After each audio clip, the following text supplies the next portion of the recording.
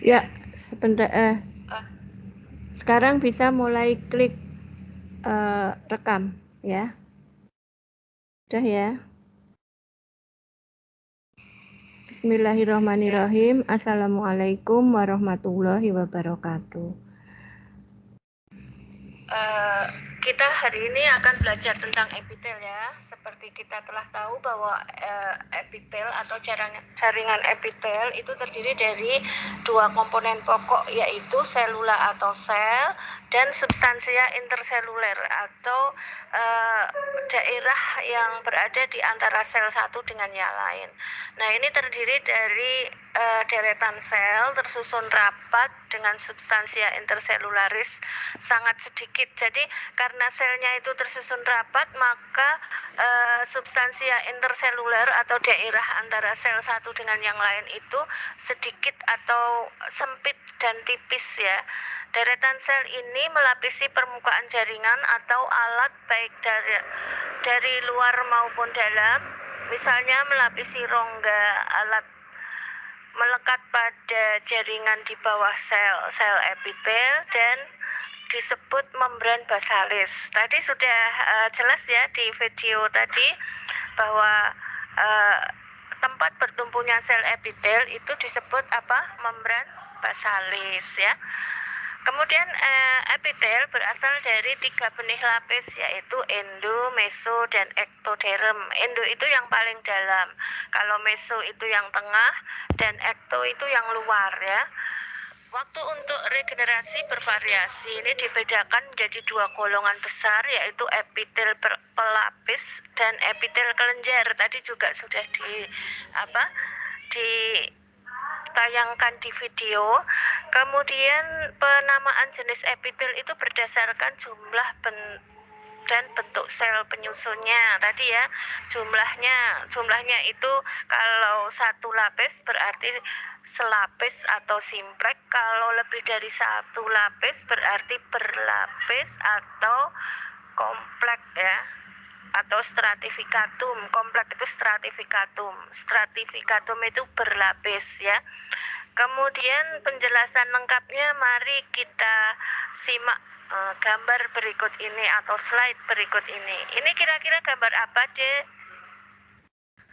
Sudah ada judulnya. Ya, nanti kita akan menggambar. Nanti kita akan ini foto asli ya. Foto asli dari preparat yang ada di mikroskop. Kalau kita tatap muka, mahasiswa atau praktikan itu biasanya memotret sendiri-sendiri di sel yang tampak di mikroskop tersebut. Tapi karena ini masih daring, jadi kita tayangkan foto yang slide yang sudah difoto oleh kita ya, oleh dosen dan asisten atau instruktur di lab histologi ya. Nah, ini adalah gambaran dari bagian ren ya. Ren itu ada bagian korteks dan bagian medula. Nah, di bagian korteks itu didominasi oleh ini apa? Bangunan yang besar ini apa namanya? Yang bulat besar ini. Ya, betul. Ini adalah glomerulus. Nah, glomerulus pada ren ini dilapisi oleh epitelium bertipe apa ya? Tadi sudah ada judulnya. Ya, pipih satu lapis atau disebut squamosum simplex ya. Nah, ini. Jadi nanti yang paling penting itu detail gambarnya itu ini bentuk dari epitel pipih satu lapis ini. Kalau pipih tadi sudah ditayangkan juga mengenai skematisnya, macam-macam bentuk epitel. Jadi ada bentuk, ada tipe. Bentuknya itu pipih berarti gepeng-gepeng panjang. Terus yang tampak lebih tua, ini kursornya kelihatan ya, Dek? Ya, ini alhamdulillah ini yang tampak lebih tua ini adalah inti dari sel epitel tersebut ya. Jadi keterangannya apa? Boleh langsung ditulis di lembar kerja. Kalau masih kosongan, artinya belum diberi keterangan. Kalau yang sitologi kemarin kan pertemuan pertama sudah ada keterangannya ya. Jadi untuk yang ini mungkin dibuat kosongan supaya kalian itu lebih mengenal lebih menjiwai ya kalau menulis sendiri ya. Jadi ini adalah sel epitel, langsung saja ditulis di keterangan. Secara keseluruhan ini ditunjuk diberi kurung ya. Ini adalah glomerulus Ren yang terdapat di korteks Ren ya. Terus ini adalah sel epitel pipih satu lapis. Ada apa? Membran sel, nukleus, nukleolus, sitoplasma ditulis semua ya. Ini yang menjadi ciri khas yaitu intinya berbentuk pipih memanjang atau oval ya. Jadi kalau epitelnya itu squamous atau epitel pipih, maka intinya juga bentuknya pipih atau oval atau memanjang ya. Nah, ini kemudian ditulis langsung di keterangan supaya nanti tidak lupa. Ini adalah apa, Dek? Yang putih-putih ini? Siapa yang tahu? Ya lumennya itu keseluruhan. Kalau keseluruhan, kalau di glomerulus ini namanya bukan lumen tapi spatium. Spatium itu ruang ya. Spatium urinarium ya, ditulis di keterangan. Spatium urinarium berisi urin. Ginjal kan fungsinya untuk menyaring urin ya, untuk menyaring darah yang nanti nutrisinya disalurkan ke seluruh tubuh dan urinnya akan dikeluarkan lewat sekresi ya, ekskresi atau pengeluaran sisa-sisa metabolisme berupa cairan urin. Nah, ini yang putih ini namanya spatium urinarium karena berisi urin. Nah, kemudian yang besar ini di tengah ini terdiri dari sel-sel banyak sekali. Bulat-bulat ini adalah apa namanya? Ini glomerulusnya ya, glomerulusnya apa? Terdiri dari sel-sel polosit namanya, polosit ya. Ini ya, jadi diberi keterangan di situ anyaman glomeruli terdiri dari sel-sel polosit. Sudah jelas ya untuk preparat pertama. Ini nanti di gambar perbesaran lemah dan kuat. Kalau lemah nanti kelihatan ini namanya tubulus renalis ya. Ada yang tubulus renalis. Terus yang lemah nanti digambar lebih dari satu. Biasanya tampak lebih dari satu ya. Terus kalau kuatnya menggambarnya cukup satu saja ya. Ini kuat, ini perbesaran kuat ya. Kalau nanti digambar langsung ke glomerulusnya. Corpusculum renale, Mbak. Bukan glomerulus. Saya ralat ya. Ini yang bangunan utuh segini itu namanya corpusculum renale. Terus yang tengah ini glomerulusnya, yang tengah ini adalah glomerulusnya, terdiri dari sel-sel polosit. Terus kemudian yang di tepi-tepi di sekitar corpusculum renale itu adalah tubulus renalis. Nah, tubulus renalis itu ada yang distal, ada yang proksimal. Ini akan dibahas lebih lanjut di topik urinaria, sistem urinaria ya, atau uropotika. Nah, kalau sekarang kita tidak mengamati detail atau perbedaan dari tubulus renal yang tipe-tipe tubulus renal. Nah, yang kita amati adalah ini corpusculum renale. Diralat ya. Jadi nanti ini diberi kurung segini, diberi panas, itu secara keseluruhan bangunannya itu disebut corpusculum renale, terdapat pada korteks ren atau ginjal. Ren itu ginjal ya. Terus yang putih ini adalah spatium urinarium, yang dalam ini adalah glomerulus, terdiri dari sel-sel polusit. Kemudian detail dari ini, sel epitelium selapis, pipih satu lapis, ada membran sel, nukleus, nukleolus.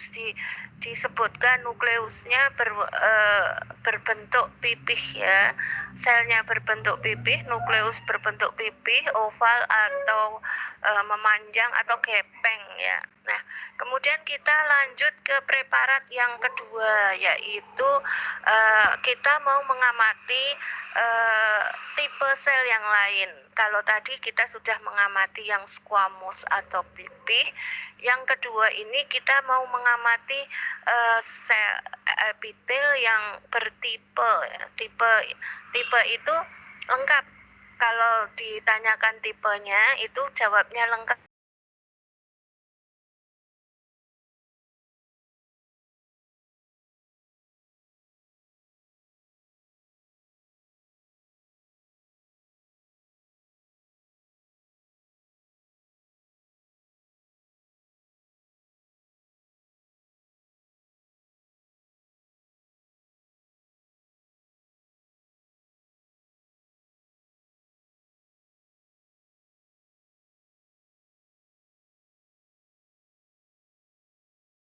Itu apa yuk?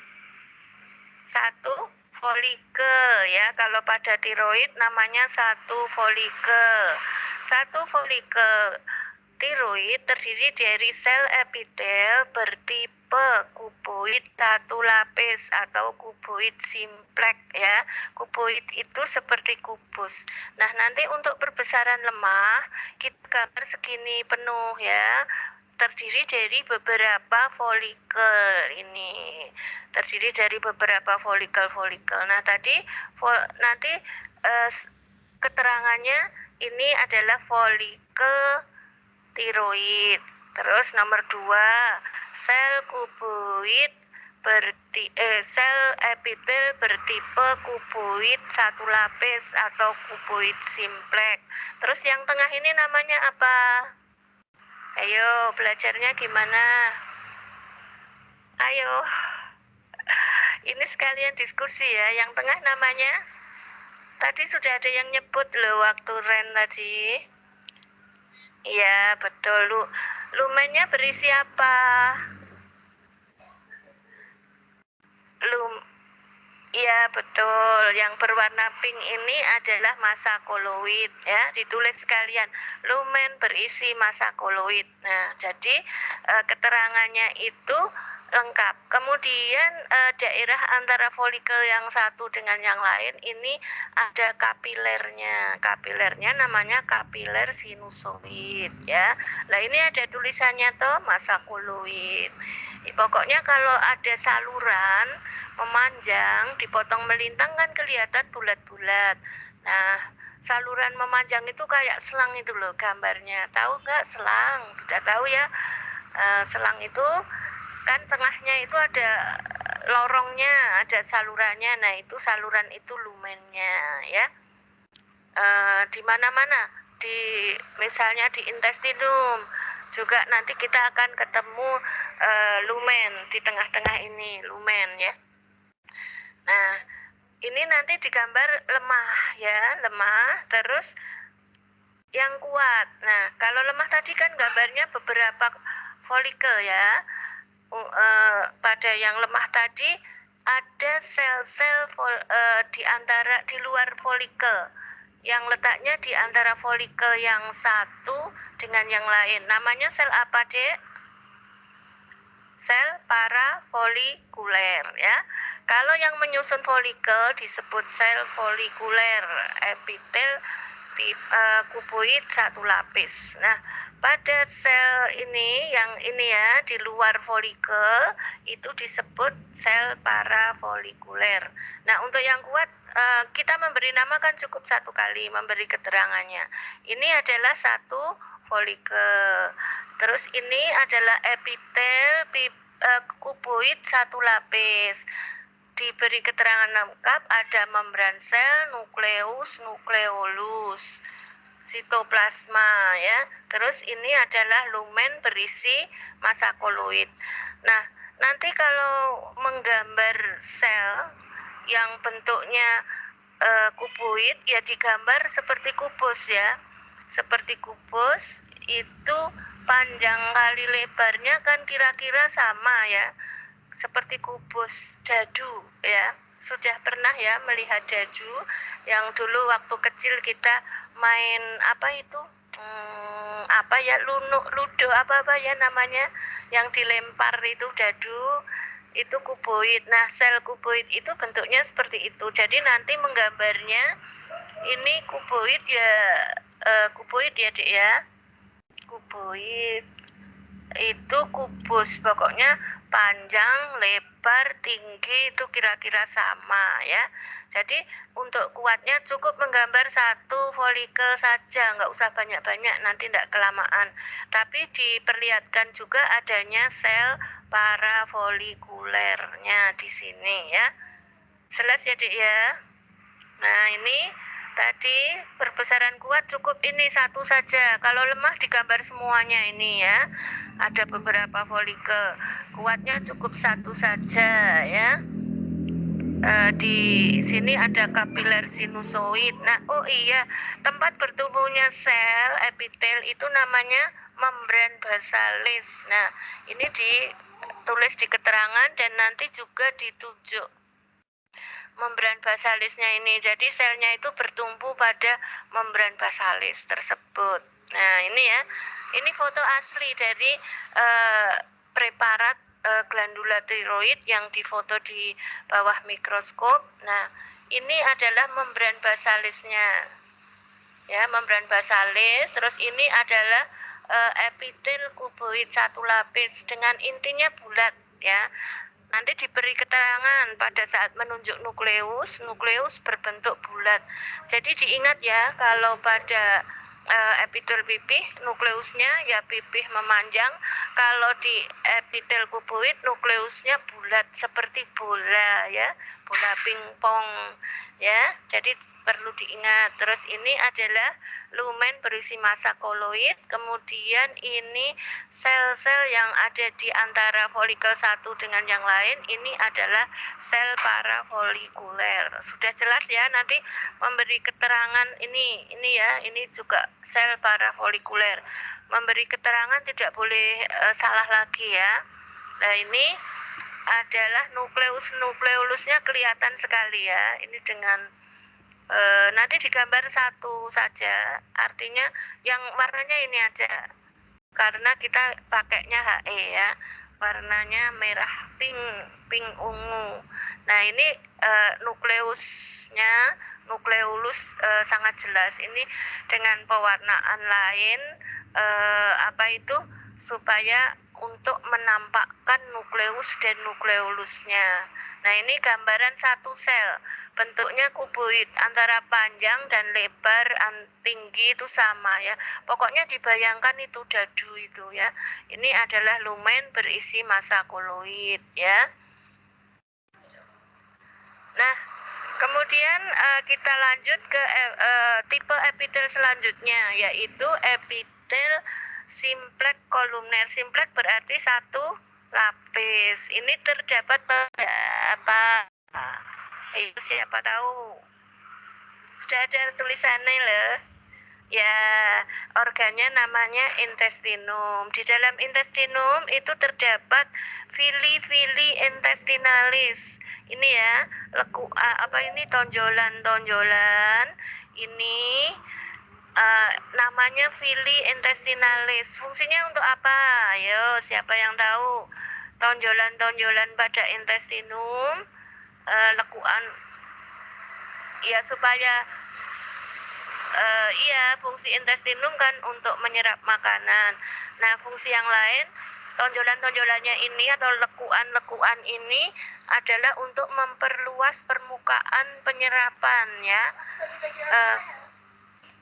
Dengan adanya villi intestinalis ini, maka luas permukaan dari lumen itu jadi semakin banyak.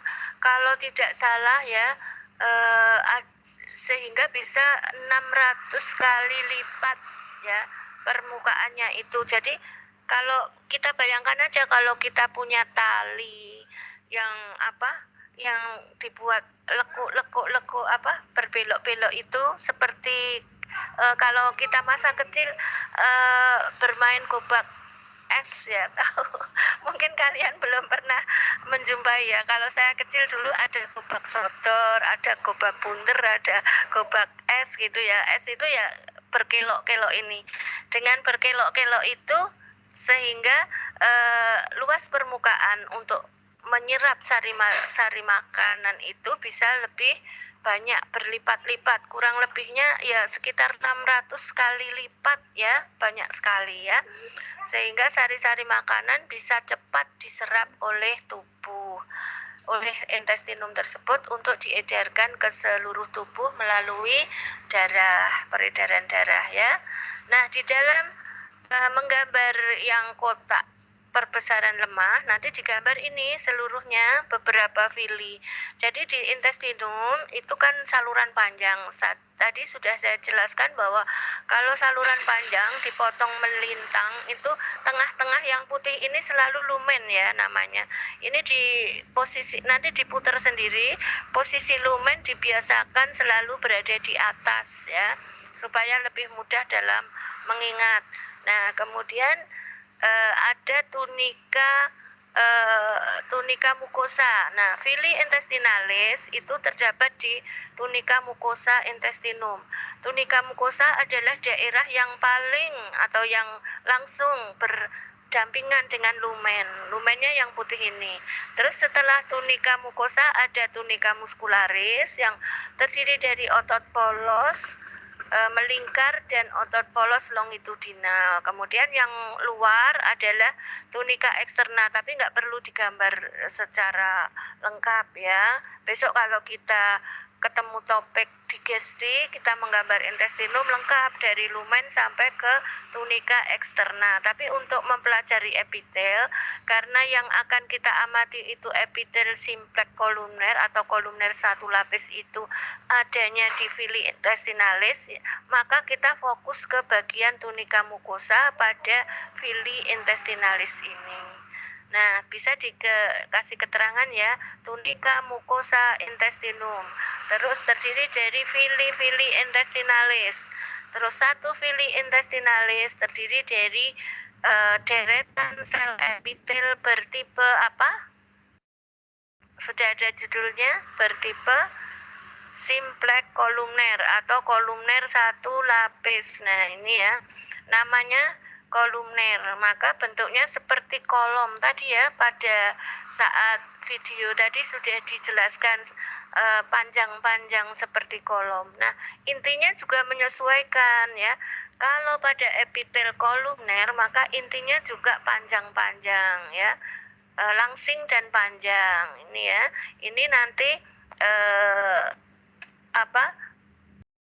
jangan lupa detail dari gambarnya ini panjang-panjang ya, panjang-panjang, tidak kubus panjang kali lebarnya sama, tapi panjang, lebarnya sempit, jadi langsing-langsing ya, seperti kalau kita rajin berolahraga senam, diet yang sehat, itu tubuh kita akan menjadi langsing. Nah, sel kolumner ini, epitel kolumner ini bentuknya kolom panjang seperti kolom, langsing-langsing, nukleusnya juga panjang-panjang. Nah, di antara epitel kolumner tadi ada yang mengalami modifikasi membentuk apa? Ayo, ada loh tulisannya ya, Exocrinocytus caliciformis atau disebut juga apa? Ayo. Iya, betul. Betul, sel piala atau sel goblet atau Exocrinocytus caliciformis sama saja ya. Itu berisi apa? Ayo, siapa tahu? Sekretnya apa namanya? Kemarin sudah loh pas apa ya, topik apa saya lupa topiknya. Sekretnya namanya musinokin, pasitologi, kemarin kan gambar ini juga. Nah, musinokin ini karena pewarnaan HE itu mengandung alkohol, maka sekretnya itu lenyap sehingga sel goblet atau sel pialanya itu tampak kosong. Tapi dengan pewarnaan yang khusus nanti akan tampak berwarna merah ini ya. Nah, jadi yang ditulis di keterangan apa tadi? Tunica mucosa. Ini lumen ditulis ya, lumen. Lumen intestinum. Tunica mucosa intestinum terdiri dari villi intestinalis. Villi intestinalis terdiri dari sel epitel bertipe kolumner satu lapis. Terus ini ya, ada sel piala atau goblet. Sel berisi musinokin merupakan modifikasi dari sel epitel kolumner tersebut. Terus bagian tengah ini apa namanya? Ayo. Ini di tengah-tengah villi intestinalis namanya apa? Sudah ada penunjuknya. Betul ya, sudah ada penunjuknya. Ini namanya lamina propria. Nah, yang tampak bening-bening putih ini adalah exocrinocytus caliciformis atau sel piala atau sel goblet. Kalau saya lebih enak menyebut sel piala atau sel goblet, lebih simple ya. Nah, ini yang putih ini adalah lumen. Jadi nanti keterangannya harus lengkap loh. Wong saya jelaskannya juga sudah lengkap ya. Terus kemudian bagian kiri yang nggak kelihatan di sini adalah tunica muscularis, tapi nggak usah digambar. Nah, ini perbesaran kuat dari epitel kolumner satu lapis cukup menggambar satu villi intestinalis saja. Kalau tadi pas lemah boleh menggambar beberapa villi ini ya. Tapi yang jelas untuk yang kuat itu detail dari bentuk sel itu harus jelas. Jadi kalian bisa membedakan bentuknya karena menggambar dengan detail sehingga selalu ingat ya bahwa kalau kolumner ya gambarnya ya bentuk kolumner panjang-panjang, intinya juga panjang, nggak boleh menyebut kolumner simplex tapi selnya gendut-gendut ya, kotak-kotak itu namanya yang kuboid ya. Nah gitu. Nah ini ya secara kuat nanti ini gambarnya bagus sekali loh, ini foto dari preparat. Alhamdulillah lab histologi sudah mempunyai apa itu mikroskop yang bisa untuk memfoto dengan hasil yang bagus seperti ini dan bisa disambungkan ke komputer, bisa ditayangkan di apa itu LCD sehingga besok kalau kita tatap muka bisa langsung melihat di LCD ya. Ini gantinya LCD kita online dengan tim ya. Jadi untuk perbesaran kuat cukup menggambar satu apa dek? Satu apa ini tadi? Nggak boleh lupa loh ya. Satu villi intestinalis. Ini lamina propria. Terus ini sel epitel kolumner satu lapis. Terus sel gobletnya ini ya. Ini sel goblet atau sel piala berisi musinogen. Nah, ini tempat bertumbuhnya sel epitel kolumner di intestinum itu namanya lamina basalis. Ini lamina basalis ya, bertumbuhnya di sini. Intinya ini berjajar rapi, juga diberi keterangan membran sel, nukleolus, sitoplasma selalu. Nah, di pucuk-pucuk ini, di puncak-puncak atau di puncak-puncak sel itu terdapat apa ini yang lembut ini, namanya apa? Ayo, apa? Ya, betul, brush border atau apa? Silia ya. Silia ya. Ini fungsinya silia ini atau mikrofili ya. Mikrofili itu fungsinya untuk membantu pergerakan cairan, di dalam intestinum itu ya. Ingat ya, nanti ditulis di apa itu keterangan dan di ciri khas masing-masing.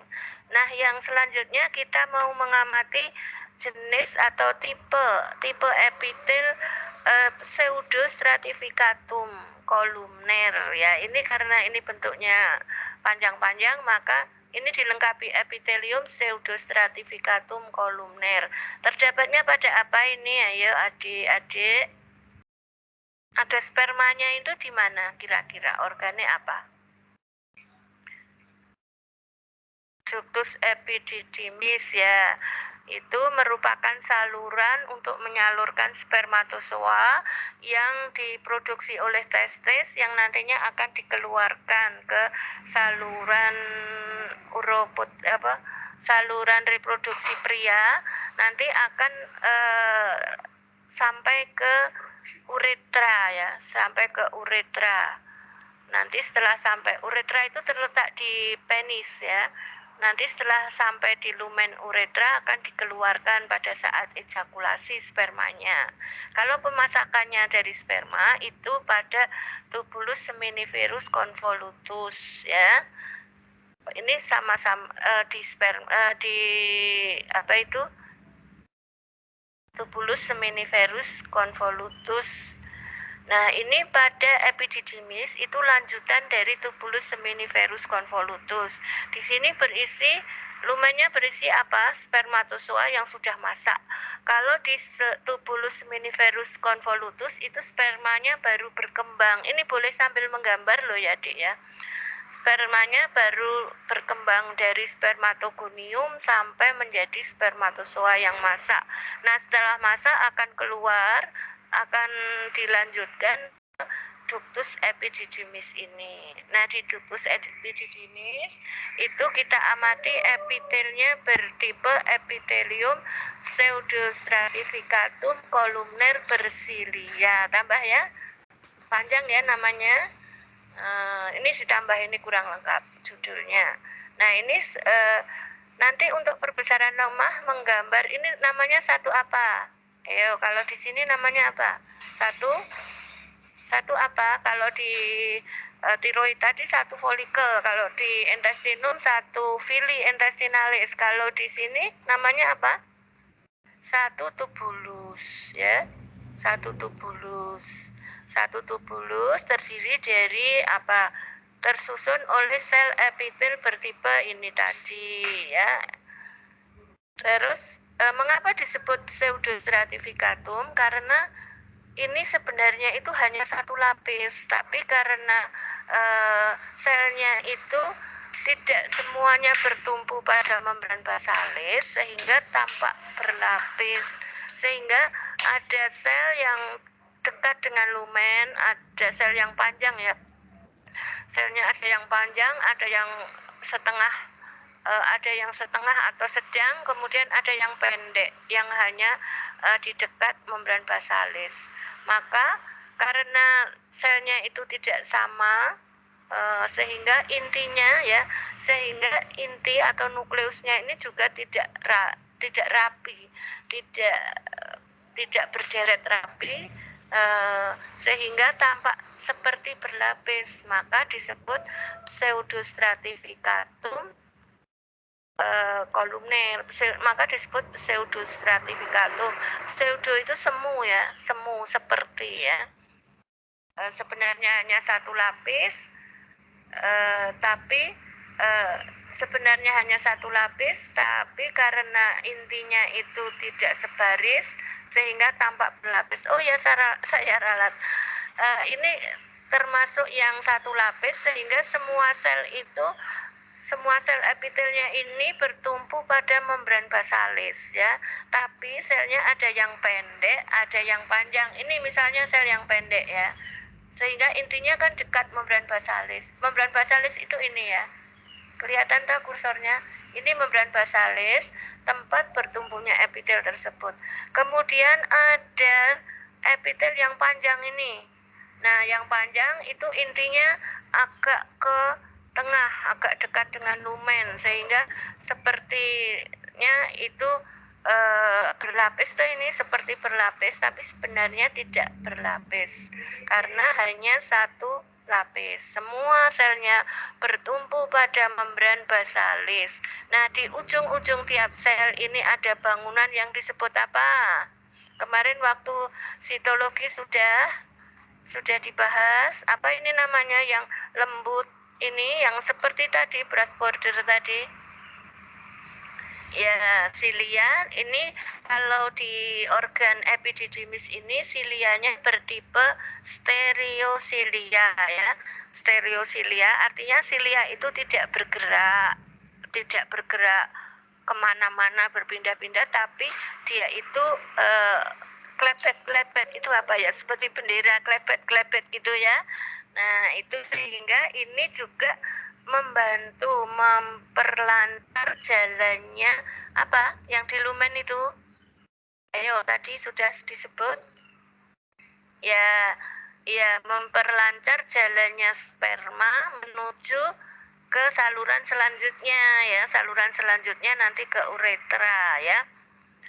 Nah terus kemudian tadi jadi strukturnya yang pertama terdiri dari luar ke dalam ya, membran basalis, epitel stratificatum, pseudostratificatum kolumner bersilia ya, bersilia karena punya silia. Terus membran sel, nukleus, sitoplasma selalu disebut.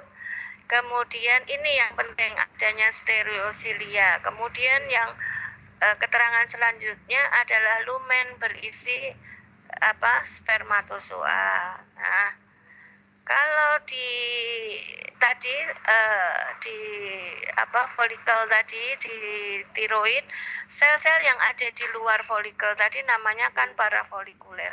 Kalau ini nanti pada tubulus seminivorus convolutus itu sel-sel yang di luar tubulus namanya ada yang bernama seledik ya.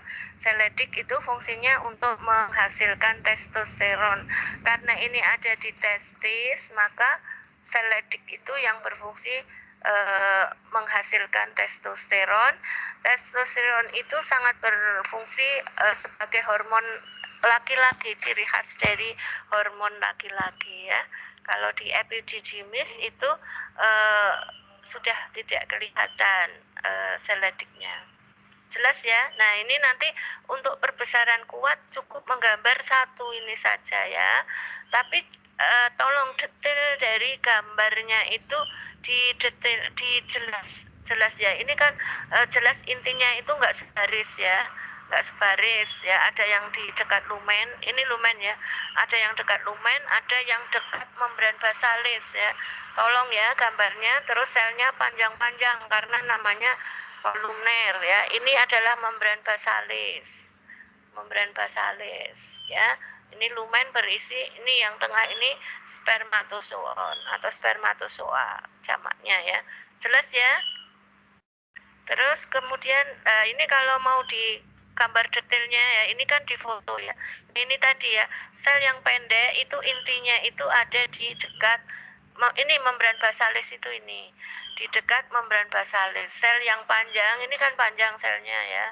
Semua bertumpu di membran basalis. Sel yang panjang ini intinya di dekat lumen. Nah, sehingga seperti berlapis ini. Sepertinya ini satu lapis yang di atas, terus di tengah, di bawah. Terus kemudian ini adalah stereosilianya. Ya nanti untuk ciri khas tolong dituliskan ya, ciri khas yang sudah saya jelaskan tadi dengan lengkap ya, karena saya menjelaskan juga lengkap. Nah kemudian kita lanjut ke epithelium stratificatum squamosum cornificatum. Cornificatum itu yang mempunyai lapisan tanduk. Tadi di video awal sudah ditayangkan juga ya. Epithelium stratificatum berarti berlapis, squamosum berarti pipih, cornificatum berarti bertanduk. Nah, ini terdapatnya pada organ apa? Ayo, siapa yang masih ingat? Tadi di video sudah ditayangkan loh. Pada organ? Ya, pinter ya. Ini di kulit. Seperti kita tahu, lapisan pada kulit itu terdiri dari yang paling atas atau paling luar ini apa? Ayo, namanya lapisan apa? Iya, Betul, ini epidermis dari sini sampai sini. Nah, bagian yang tampak selnya rusak, sudah tidak punya inti, pokoknya sudah hanya seperti melebur, seperti cairan gitu ya, seperti pokoknya nggak ada bentuknya. Ini namanya lapisan apa? Yang warnanya pink lebih muda ini. Lapisan apanya ini? Siapa yang tahu? Ayo. Lah ini lapisan cornificatumnya atau lapisan tanduknya. Nanti dikasih keterangan ya.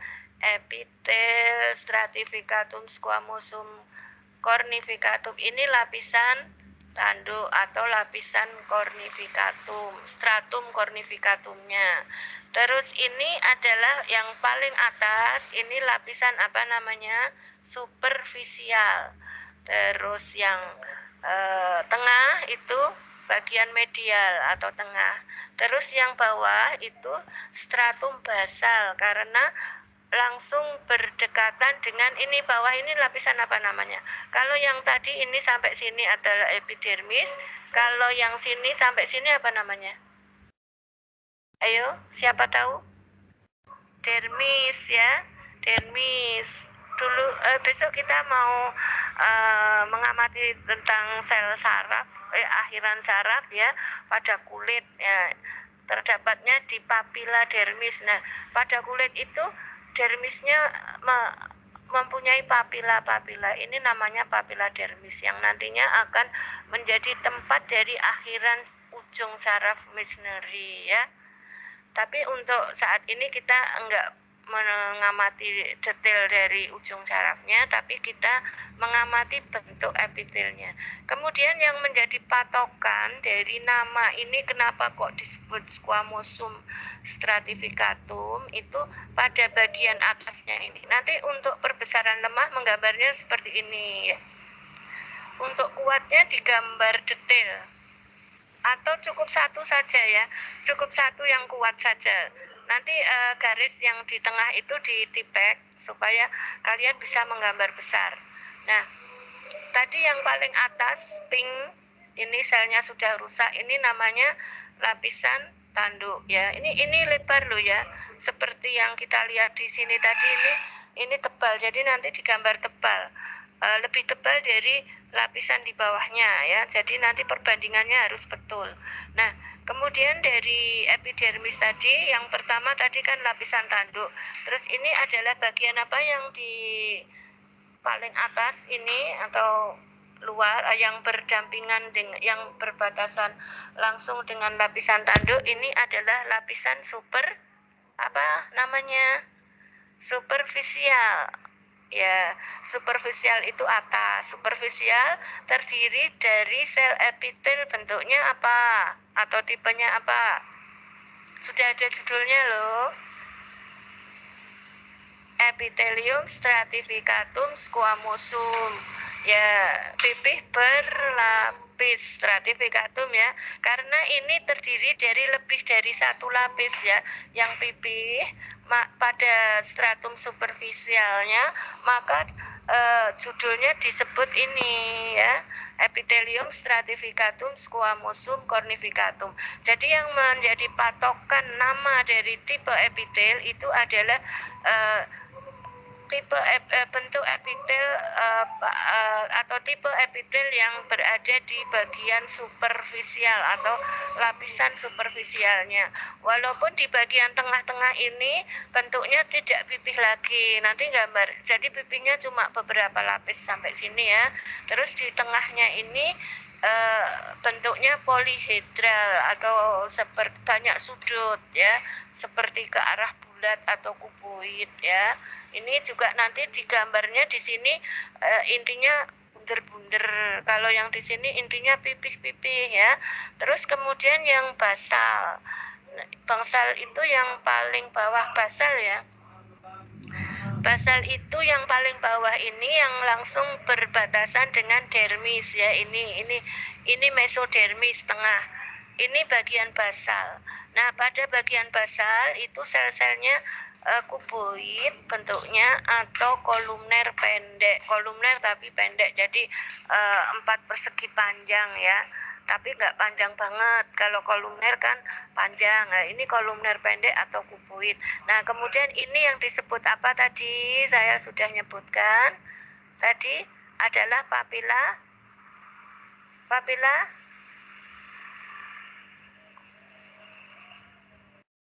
Oh iya, makasih. Ya. Kelihatan ya dari situ ya. Ya. Nanti tidak tiba-tiba mati. Papila dermis tadi, namanya apa? Papila dermis. Tempat apa? Akhiran saraf. Tempat akhiran saraf apa namanya? Tempat ujung akhiran saraf Meissneri.